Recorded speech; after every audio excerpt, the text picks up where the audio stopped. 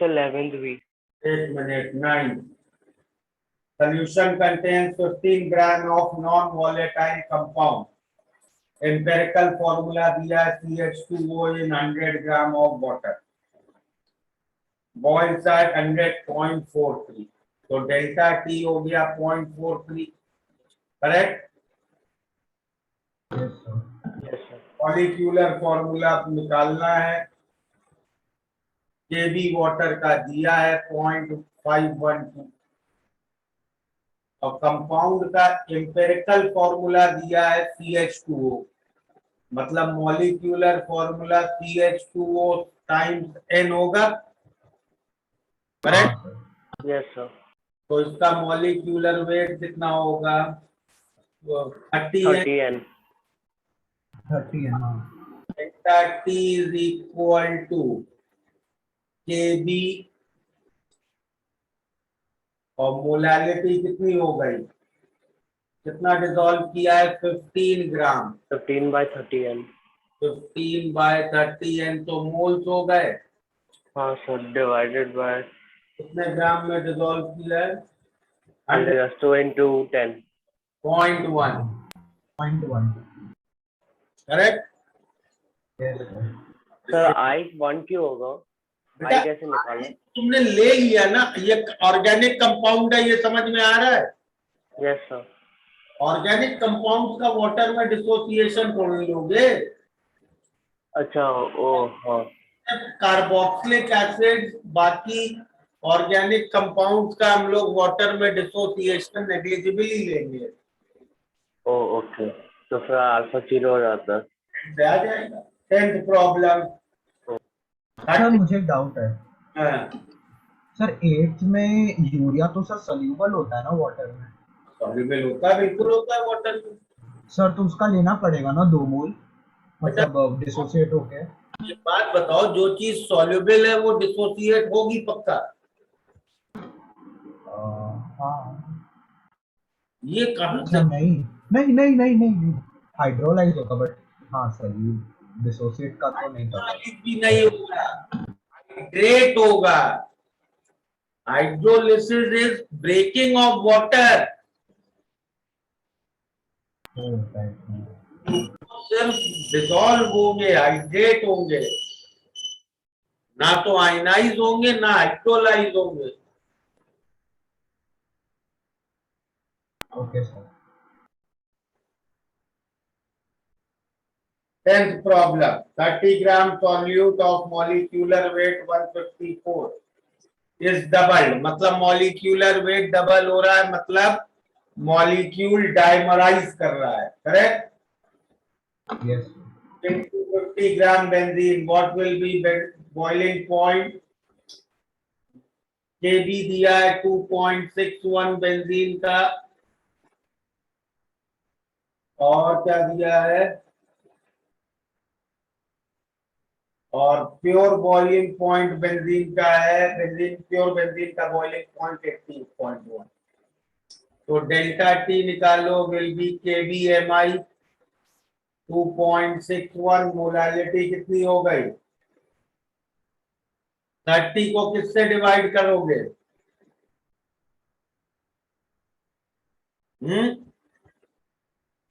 Molecular weight 150 upon 0.25 और went of factor half. इससे delta T निकाल लो, तो फाइनल बॉइलिंग पॉइंट हो जाएगा 80.1 प्लस डेल्टा टी। ठीक है सर वो हाफ कैसे आया? भाई, मॉलिक्यूल डाइमराइज हाँ सर, प्लस आपका वॉइस का। 1 plus Y minus 1 into alpha. अच्छा, अरे हाँ सर।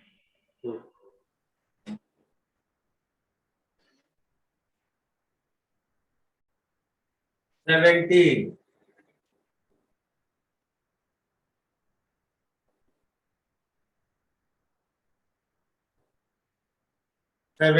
में हमें क्या दिया है?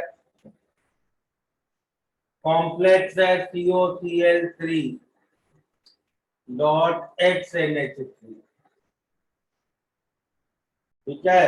0.1 मोलर सोल्यूशन का डेल्टा टी दिया है 0.55 है, तो पहली इक्वेशन हो गई 0.55 है।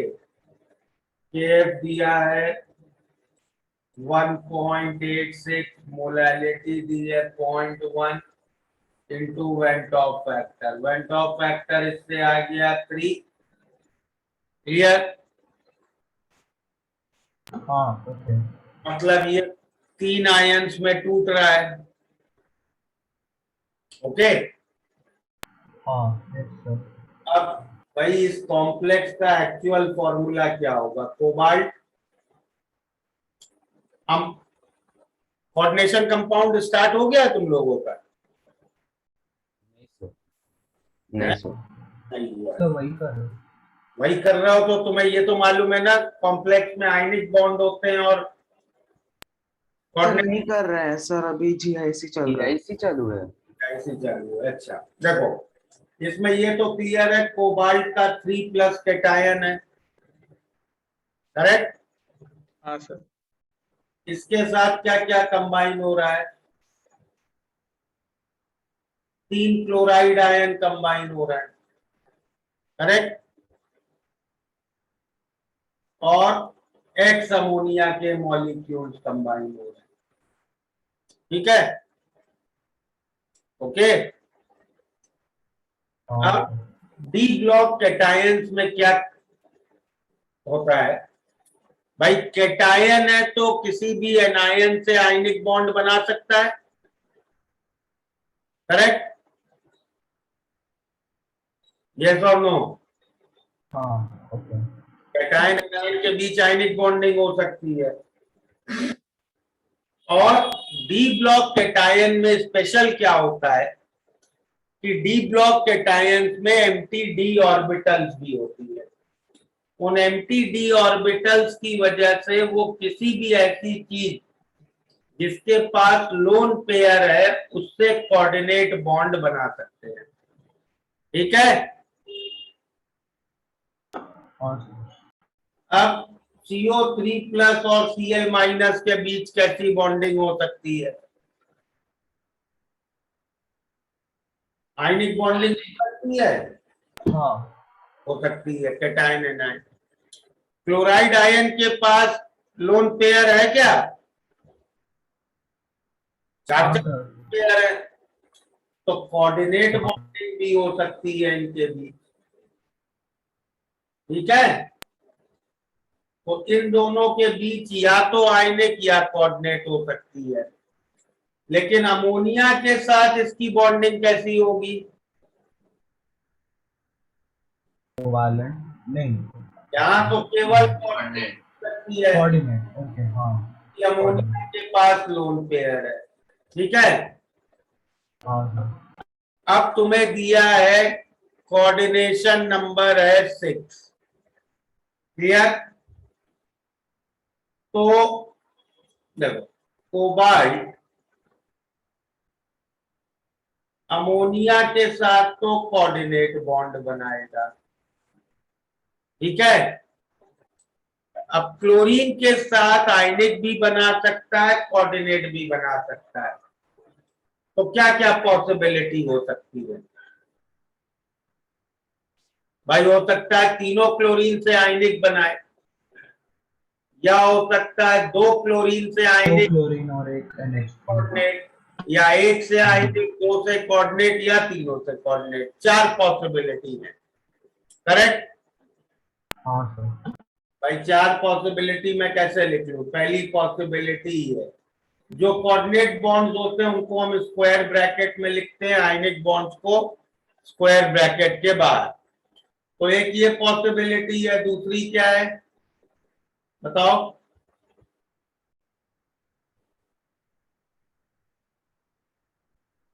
एक Cl अंदर। एक Cl अंदर 2 बार। तीसरी पॉसिबिलिटी है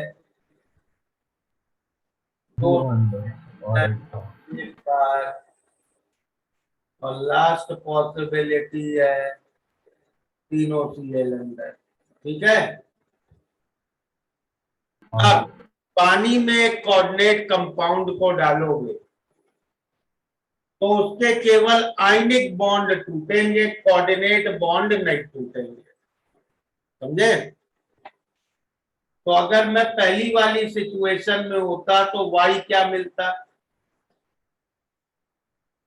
इसको अगर पानी में डालता तो जितनी चीज स्क्वायर ब्रैकेट में लिखी है वो एक कंपाउंड बनता हाँ और तीनों क्लोराइड आयन अलग 3 मिलते तो y4 होता। और हाँ इस केस में y3 होता, 3 यहाँ y2 होता और यहाँ y1 होता। प्रॉब्लम में दिया है अल्फा 100% मानो, मतलब y और i बराबर ही हो जाएंगे। तो यहाँ i4, यहाँ i3, यहाँ i2, यहाँ i1। अब प्रॉब्लम की न्यूमेरिकल इंफॉर्मेशन से i कितना आ रहा है? 3 तो कौन सा आंसर हो गया हमारा? ये। सेकंड। अब आगे एक और चीज दी है प्रॉब्लम में कि कोऑर्डिनेशन नंबर इज 6, मतलब कोबाल्ट 6 कोऑर्डिनेट बॉन्ड्स बना रहा है। तो इस फिगर में कोबाल्ट क्लोरीन से कितने कोऑर्डिनेट बॉन्ड बना रहा है? एक। तो बचे 5 कोऑर्डिनेट बॉन्ड बनेंगे NH3 से, तो यानी NH3 5 है। तो ये फॉर्मूला हो गया इस कंपाउंड का। सर आप फिर से लास्ट बार एक्सप्लेन कर सकते हो? 6 कोऑर्डिनेट बॉन्ड्स हैं टोटल, वो प्रॉब्लम में बताया गया है। हाँ सर। अब 6 कोऑर्डिनेट बॉन्ड हैं और हाँ सर हो गया। समझ गए? हाँ सर। ओके, तो 19 तक, 6 to 19 और कोई डाउट नहीं? Sir 11। 11 solution contains benzoic acid in benzene.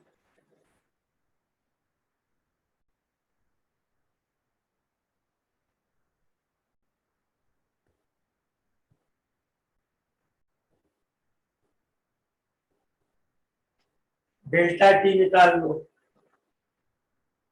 354.5 minus 353, 1.5। ठीक है। Yes sir. Apparent molar mass और डिग्री ऑफ एसोसिएशन निकालनी है। लेटेंट हीट ऑफ वेपराइजेशन दी है तो पहले केबी निकालो। R 8.314, T not square 353 square by 1000 LV। ये कैलकुलेट करो जरा कितना आ रहा है।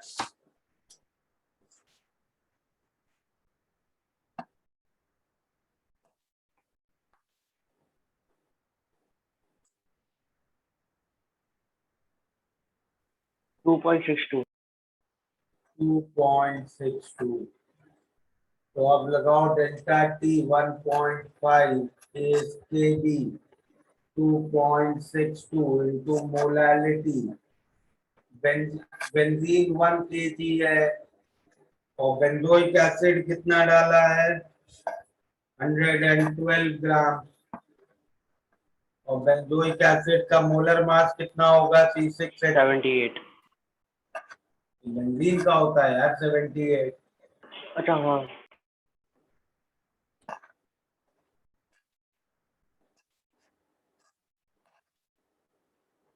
78 और 44 So 122. 122 into Van Hoff factor I आ जाएगा इससे। हाँ सर। करो कैलकुलेट कितना आ रहा है।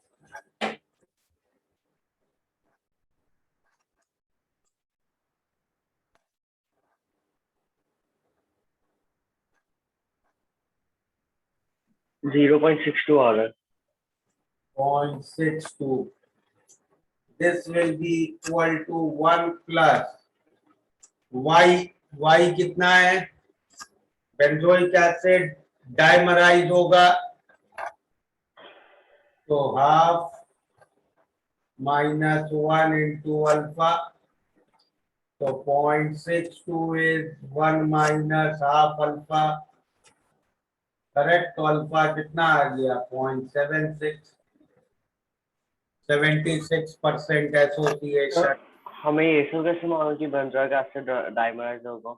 मैंने एग्जाम्पल में तुम्हें कराया है, वाई के एग्जाम्पल देखो, कार्बोक्सिलिक एसिड की बेंजीन में डाइमराइजेशन दिया है एग्जाम्पल।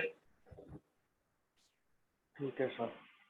भाई कोई भी कार्बोक्सिलिक एसिड कैसा होता है, R C double O O H, और दूसरा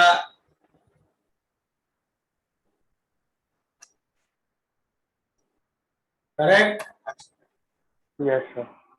ये हाइड्रोजन बॉन्डिंग बनती है। ओ ठीक है, यस सर।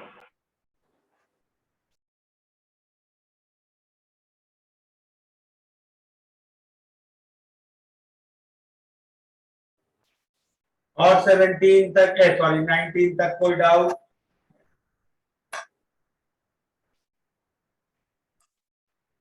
ओके, चलो अब इलेक्ट्रो बुकलेट के जरा डाउट देख ले, फिर 1 to 6 देख लेंगे, ठीक है।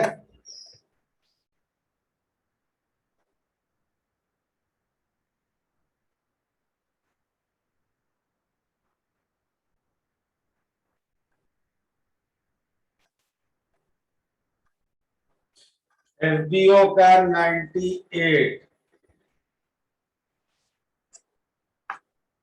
Quantity of electricity required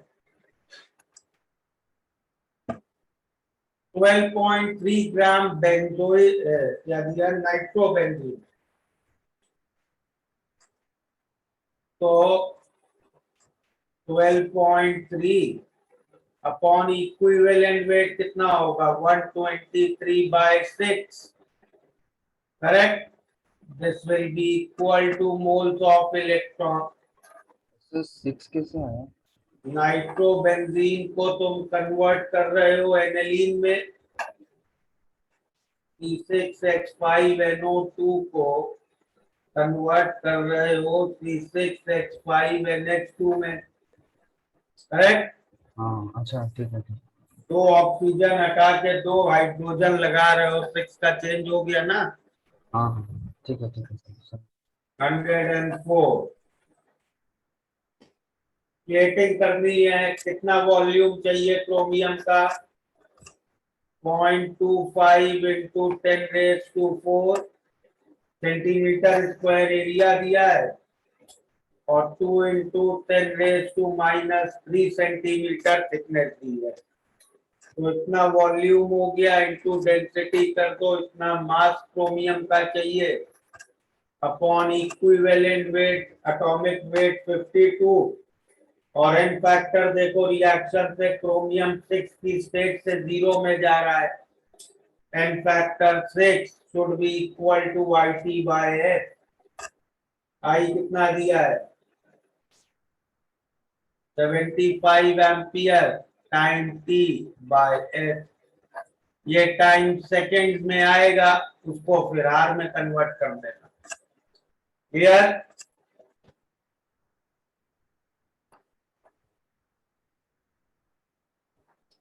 gate equal to 15।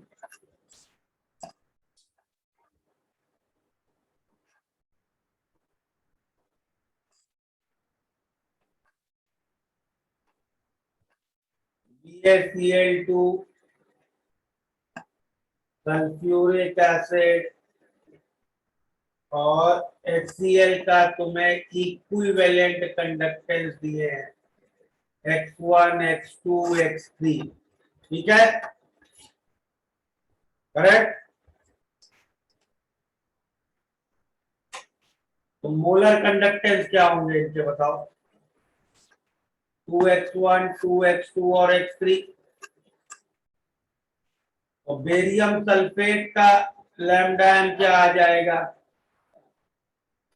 Bipolar Raoult's law, I can say barium chloride plus sulfuric acid minus 2 times HCl, and this will be equal to 1000 into kappa by molarity, which will be solubility.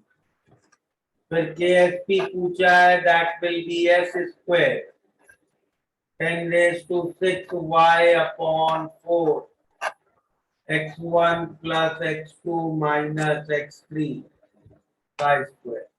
ठीक है,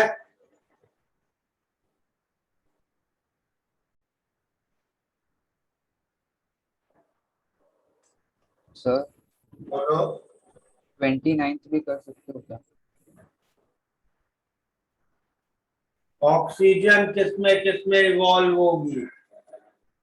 sir मेरे को वो fused NaOH वाला नहीं समझा।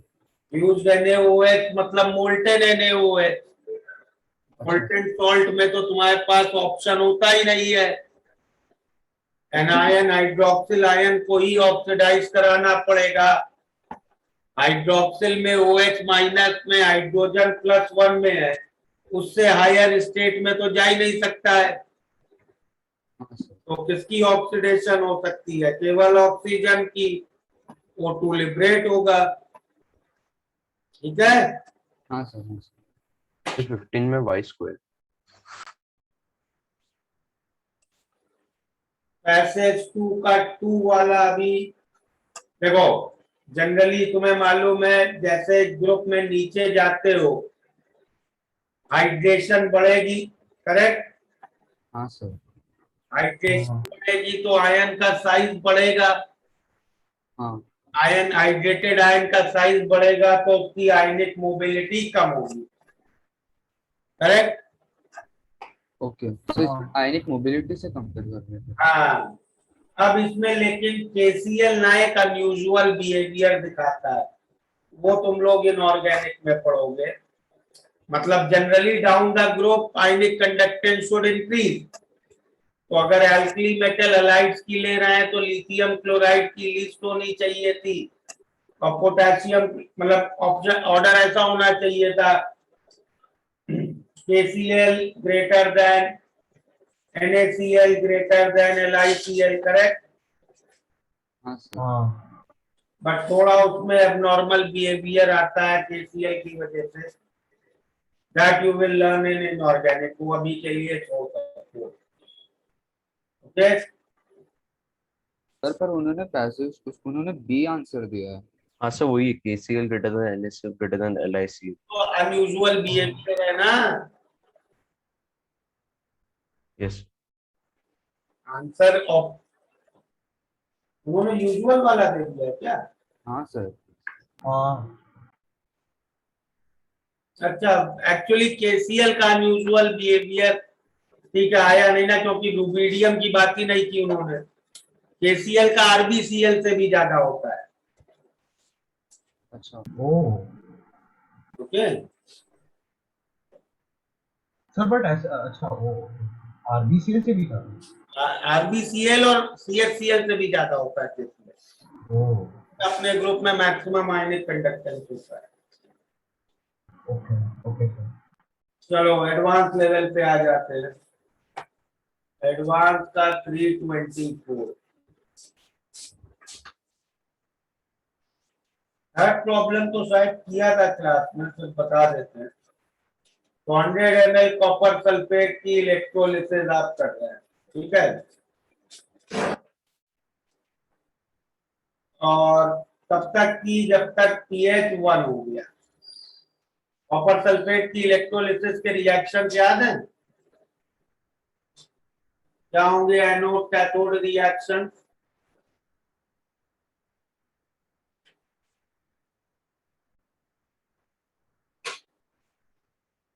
Anode पे water की ऑक्सीडेशन,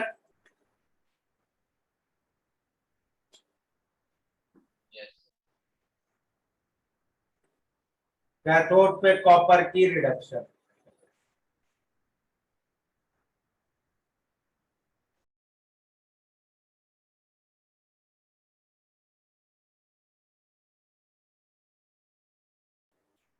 ओके, तो अब इसमें pH 1 दिया है, मतलब H प्लस की मोलैरिटी 0.1 है, करेक्ट? हाँ सर। तो मोल्स ऑफ H प्लस हो गए 0.1 इंटू 100 ml 0.01, और H प्लस के जितने मोल्स प्रोड्यूस हुए उतने ही इलेक्ट्रॉन यूज हुए, करेक्ट? तो ड्यूरेशन ऑफ इलेक्ट्रोलिसिस तो ऐसे ही निकाल लो। तो मोल्स ऑफ इलेक्ट्रॉन है 0.01, this should be IT by S। Current दिया है 0.965 which is 80% efficient into T by 96500। तो T तो यहां से आ गया 1250 सेकेंड। अब आगे दिया है कितने मोल्स कॉपर इलेक्ट्रोलिसिस में यूज हो गए, half of moles of electron, agree? और इसके बाद बचे रह गए, मान लो है,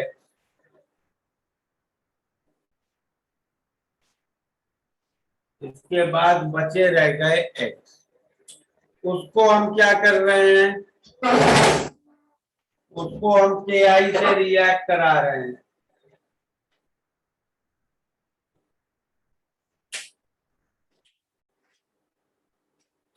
और लिबरेटेड आयोडीन को थायोसल्फेट से, क्लियर? लिबरेटेड आयोडीन को थायोसल्फेट। आयोडीन का दोनों में एन फैक्टर सेम है, तो सीधे कॉपर के इक्विवेलेंट और थायोसल्फेट के इक्विवेलेंट इक्वेट कर दे। तो X into 1 is 0.04 into 35 by 1000 into 1, तो X आ गया 0.0014। तो कॉपर आयन की इनिशियल मोलैरिटी कितनी हो गई, 0.005 प्लस 0.0014 अपॉन 0.1, दैट इज 0.064। ठीक है?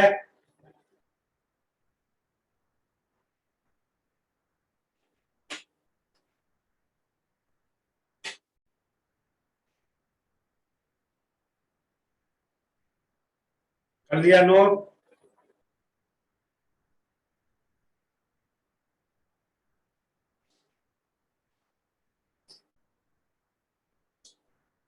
ट्वेंटी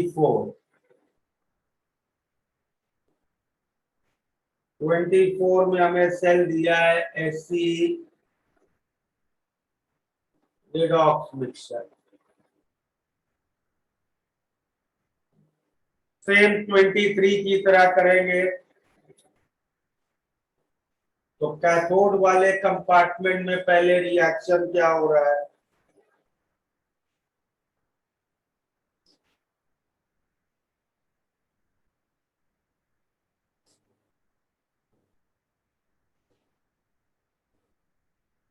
ठीक है?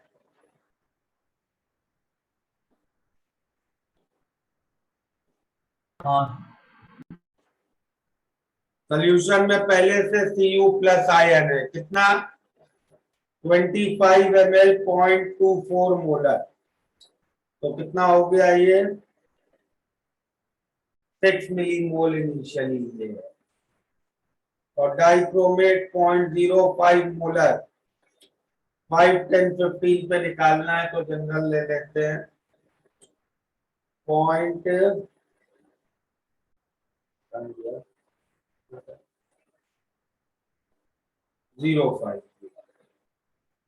हर केस में लिमिटिंग रिएजेंट तो डाइक्रोमेट ही है, ठीक है? हाँ सर। ये ऑलमोस्ट 0 होगा, ये 6 माइनस कितना हो जाएगा इंटू 6, तो 6 माइनस 0.3, ये बन जाएगा 0.1 भी और ये 0.3। तो अब पूरे सेल का जो ये वाला सेल है, इसके लिए हम नंस लगाने के लिए कैथोड में कॉपर वाले पेयर से ले लेते हैं, करेक्ट। तो इसका ई नॉट क्या होगा, पहले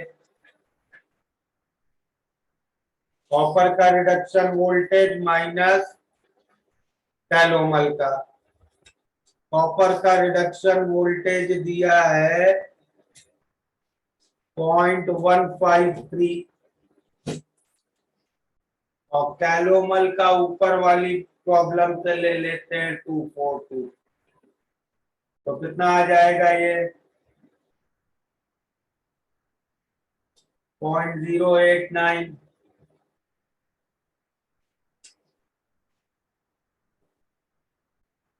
माइनस में। माइनस का। अब ई सेल का एक्सप्रेशन लिख लो, next equation -0.089 -0.059 log of Cu plus की मोलैरिटी 6 माइनस 0.3 अपॉन 0.3। बी को 5, 10, 15 इसमें सब्स्टिट्यूट कर दो, आंसर आ जाएगा। ठीक है, सर ये वाला टर्म समझा नहीं, लॉग के अंदर वाला। लॉग के अंदर log of Cu plus upon Cu2 plus लिख रहे हैं भैया। कैथोड में हमें रिडक्शन पेयर हाँ दे रहे हैं ना। हाँ, yes sir, yes sir, yes sir, okay. हाँ सर, समझा, ओके।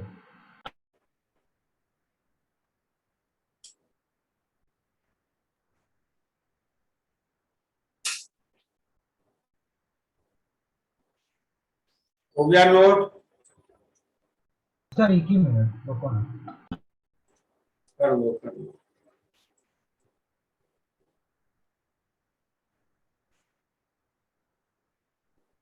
सर तो स्टैंडर्ड कैलोमेट इलेक्ट्रोड का याद रखना पड़ेगा, ई नॉट। नहीं नहीं, याद क्यों रख रहे हैं? अब ऊपर वाली प्रॉब्लम में दिया था इसलिए दोबारा नहीं दिया। तो मुझे लगा कि उन्होंने नहीं दिया तो जरूरत नहीं पड़ेगा। नहीं नहीं, याद नहीं रखना है। Okay okay. हाँ सर, लिख लिया। ठीक है, एक मिनट।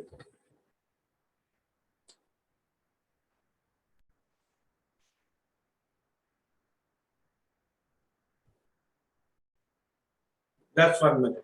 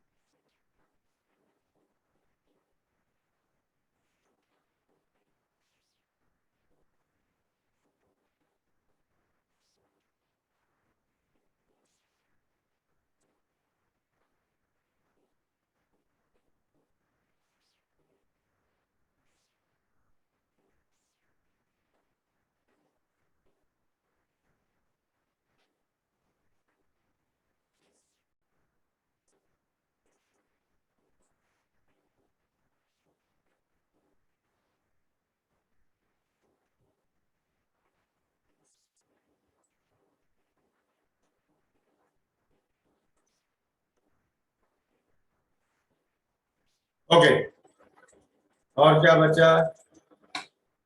एडवांस के हो गए, विंडो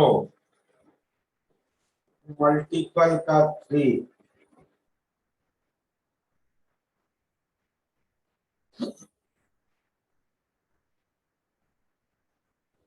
मोर देन वन में तो एक ही क्वेश्चन है यार। हाँ सर, वो मैं बाद में कहा था। क्वेश्चन 3 वो कॉम्प्रिहेंशन। कॉम्प्रिहेंशन 1 का 3। हाँ, क्या दिक्कत है इसमें? सर डी ऑप्शन कैसे हो? Ammonia has affected the standard reduction potential. D option incorrect पूछा है ना इसमें तो। हाँ सर। तो क्या दिक्कत है? इनकरेक्ट। देखो अमोनिया से पीएच बदलेगा। Yes sir. अब बेटा फिर से पढ़ो, डी क्या लिखा है? And ammonia has affected the standard reduction potential of glucose or gluconic acid as a product. Standard reduction potential तो कोई भी चीज इफेक्ट नहीं कर सकता है ना। हाँ, yes sir, sorry sir. Ninth वाला तो इनऑर्गेनिक का प्रॉब्लम है। कॉम्प्रिहेंशन 3 का जो नाइन्थ है, that you will do in inorganic. वो कोऑर्डिनेशन कंपाउंड में करो। Okay. ऑब्जेक्टिव 29।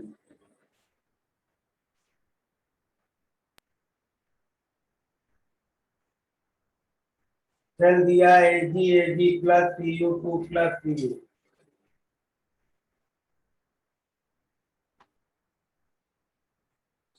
1 मोलर Ag है, 1 molar Cu।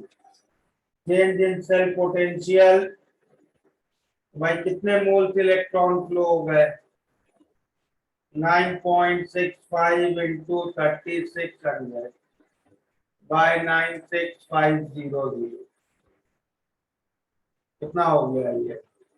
0.36 moles electron flow में। करेक्ट। हाँ सर। तो सिल्वर आयन की फाइनल कंसंट्रेशन कितनी हो गई है? 1.36। और कॉपर आयन की 0.72। ठीक है, अब नाम क्वेश्चन लगा लो।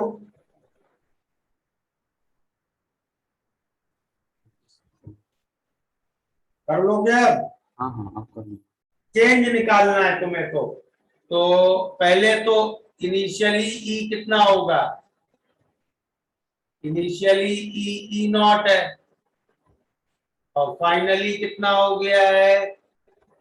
ई नॉट माइनस 0.06/2 लॉग 1.36 का स्क्वायर बाय 0.7। कर लोगे अब ये चेंज कैलकुलेट? हाँ सर।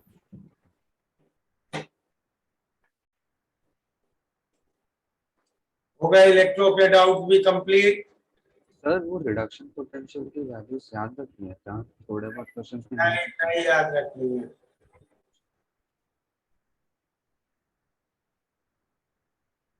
डन।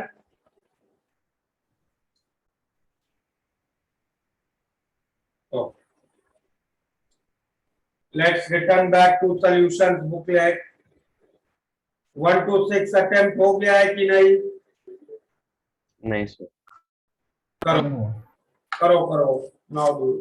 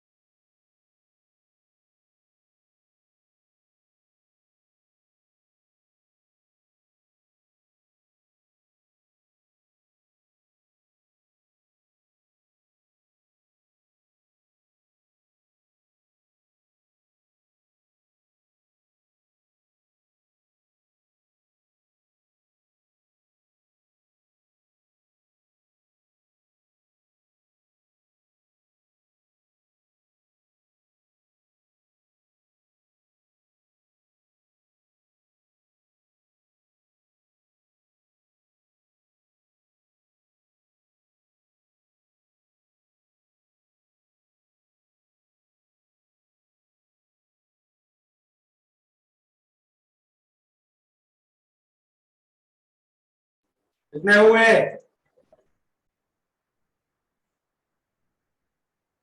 सर एक ही बाकी है रुको।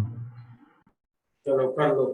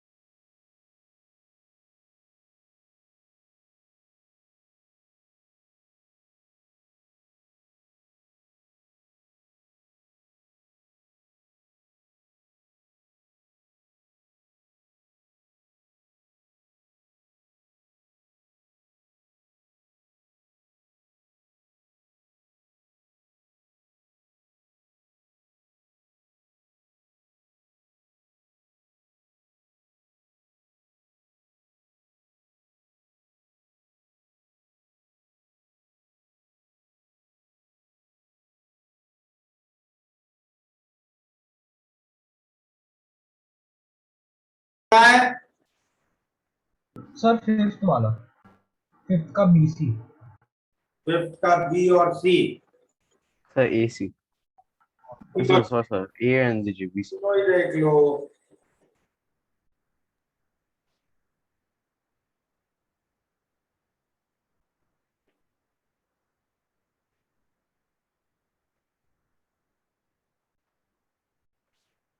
लिथियम कार्बोनेट है 1.54 ग्राम इन 1000 ml वाटर, और तुम्हें निकालना क्या, osmotic pressure.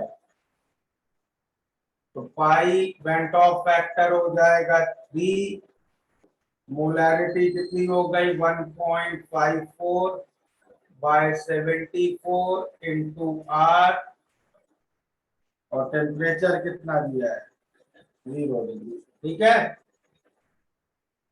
B 751 torque pressure है, तो पहले राउल्ट लॉ से ये लिख सकते हैं, mole fraction of solute, correct. Okay. हाँ ओके। और पाई हो गया, मतलब इसका क्या है, अगर 9 मोल सॉल्यूट है तो 751 मोल सॉल्वेंट है। हाँ मोलारिटी क्या होगी, 9 मोल सॉल्यूट 751 मोल वाटर का ये वेट होगा, तो लीटर्स में ये वॉल्यूम होगा। करेक्ट? ओ हाँ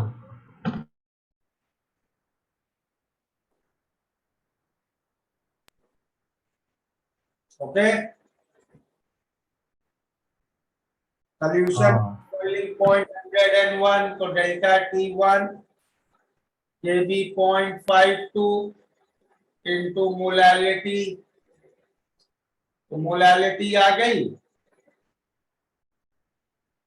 और तुम्हें दिया है डेंसिटी 1 मानो सारे सॉल्यूशंस की, मतलब 1 लीटर सॉल्यूशन का वेट 1 kg वाटर है, मतलब molarity is almost equal to molarity तो ऑस्मोटिक प्रेशर। ठीक है,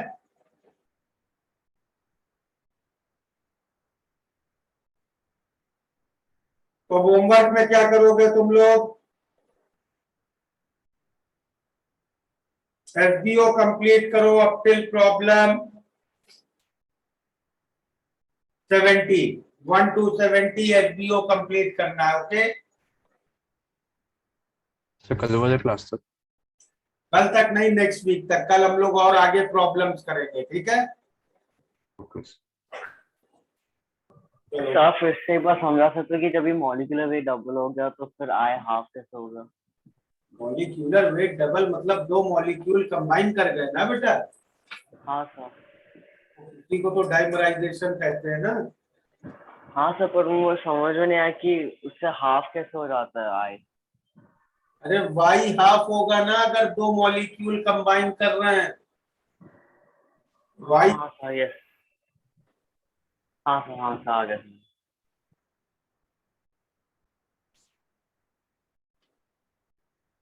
चलो bye everybody. Thank you sir.